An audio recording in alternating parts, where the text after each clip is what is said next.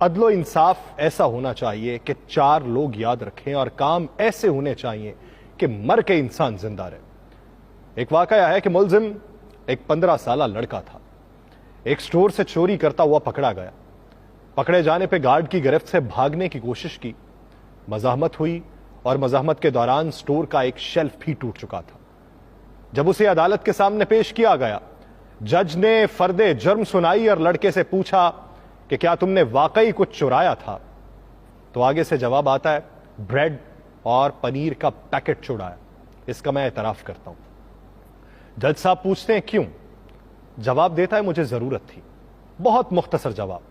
جج صاحب کہتے ہیں خرید لیتے، تو جواب دیتا ہے کہ پیسے نہیں تھے۔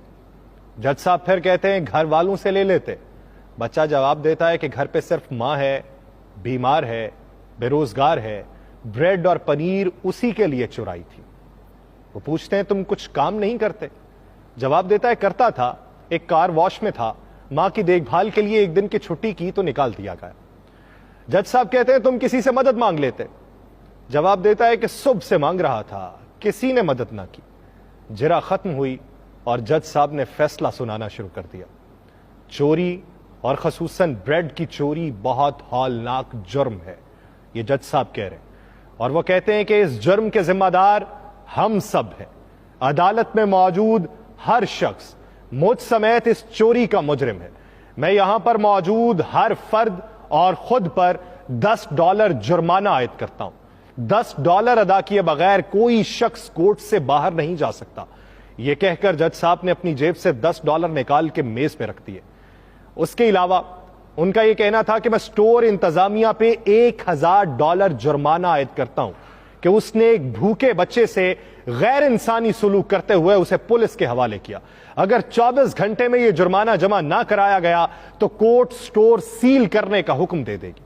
اور فیصلے کے آخری ریمارکس یہ تھے کہ سٹور انتظامیہ اور حاضرین پر جرمانے کی رقم لڑکے کو ادا کرتے ہوئے عدالت اس سے معافی طلب کرتی ہے۔ فیصلہ سننے کے بعد حاضرین تو اشک بار تھے ہی، اس لڑکے کی تو گویا ہچکیاں بندھی ہوئی تھیں اور وہ بار بار جج کو ایک مسیحا کے طور پہ دیکھ رہا تھا۔ یہ فیصلہ میرے ملک کی کسی عدالت کا نہیں ہے، یہ فیصلہ فرنگیوں کے ملک کی عدالت کا ہے۔ شاہ والا کفر کے معاشرے ایسے ہی نہیں پھل پھول رہے، اپنے شہریوں کو انصاف ہی نہیں عدل بھی فراہم کرتے ہیں۔